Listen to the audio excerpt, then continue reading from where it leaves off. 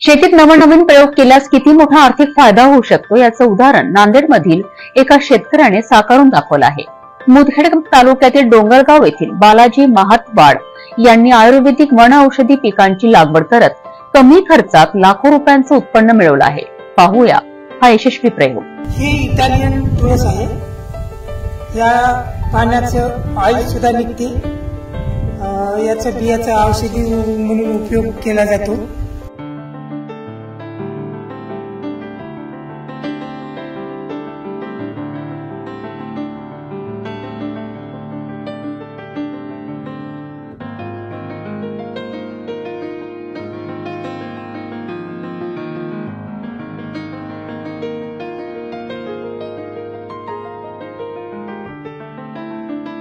नांदेड जिल्ह्यातील डोंगरगावच्या शेतकऱ्यांनी पारंपरिक शेतीला बगल देत आयुर्वेदिक वन औषधी शेतीचा मार्ग स्वीकारलाय।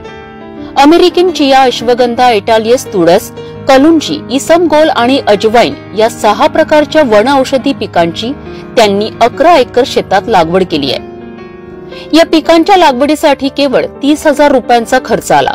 आता पीक काढणीसाठी तयार असून 25 लाख रुपयांचं उत्पन्न अपेक्षित आहे। शेतकऱ्याने सांगितल्यानुसार या शेतीत फवारणी, खत, निंदण आणि खुरपणीचा खर्च तुलनेने खूपच कमी आहे। मी बालाजी दत्तराव महाद्वार, राहणार डोंगरगाव, तालुका मुदखेड, जिल्हा नांदेड। मी गेल्या 2 वर्षापासून आयुर्वेदिक शेती करत आहे। मी यावर्षी अमेरिकन चिया, अश्वगंधा, इटालियन तुळस, कलोंजी, इसमगोल, अजवाईन हे मी 6 वनस्पती औषधी मी माझ्या शेतामध्ये 11 एकर मध्ये लागवड केलेली आहे। तरी मी असं सांगू शकतो की सर्व शेतकऱ्यांनी आयुर्वेदिक शेतीकडे वळावं, कारण की आपण पाहू शकतो सोयाबीन असो, हरभरा असो, टमाटा असो, केळी असो, ऊस असो, आपण बघू शकता की उत्पन्न कमी होतं आणि खर्च जास्त होतो। शेतकरी त्याच्यामुळे आपण महाराष्ट्रात बघू शकता की बऱ्याचशा आत्महत्या झालेल्या आहेत। आपण रोज पेपरला वाचतो की आत्महत्या इथं इतक्या झाल्या, तिथं तितक्या झाल्या। माझं मत असं आहे की शेतकऱ्यांनी आत्महत्या न करता काहीतरी नवीन शेती करावी, आयुर्वेदिक शेतीकडे वळण्याचा मी प्रयोग शेतकऱ्यांना आमच्या इकडं या भागामध्ये बऱ्याचशा शेतकऱ्यांना मी आयुर्वेदिककडे वळवलेला आहे।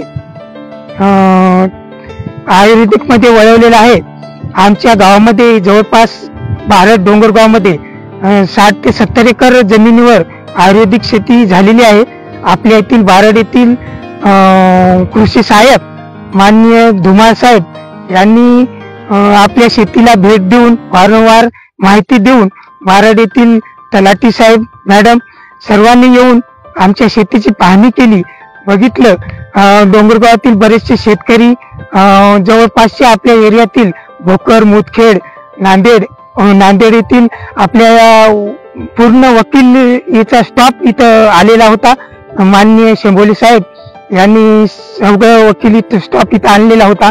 मुदखेड येथील न्याहाळी येथील शाळेवरील याच्यामध्ये तुम्ही गुंतवणूक किती केली लागवडीसाठी आणि खर्च किती झाला, उत्पन्न किती झालं?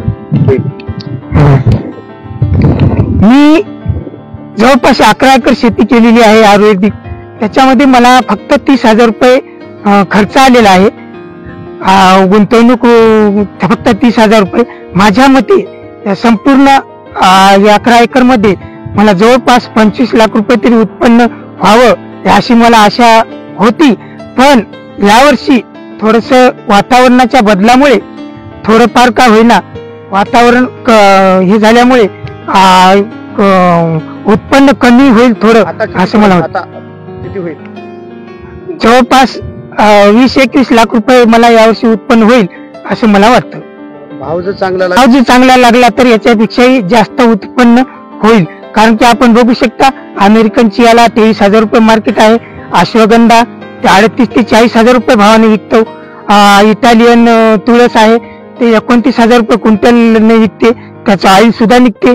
कलोंजी 27,000 रुपये क्विंटलने विकते, त्याचे सुद्धा आपण मसाल्यामध्ये सुद्धा वापर केला जातो, आयुर्वेदिकामध्ये सुद्धा वापर केला जातो।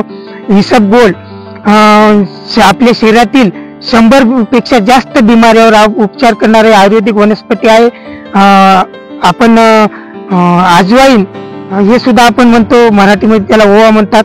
ओवा सुद्धा आपण मसाल्यामध्ये वापरतो. नांदेड जिल्ह्यातील अनेक शेतकरी आणि कृषी विभागाचे अधिकारीही या शेतीला भेट देत आहेत. कमी खर्चात जास्त नफा मिळवणाऱ्या या शेतीमुळे शेतकऱ्यांना आर्थिक स्थैर्य मिळू शकत आहे. शेतीत नवनवीन प्रयोग हे शाश्वत शेतीचा आधार आहे. नांदेडच्या बालाजी महाद्वार यांनी केलेला हा प्रयोग इतर शेतकऱ्यांसाठी नक्कीच प्रेरणादायी ठरणार.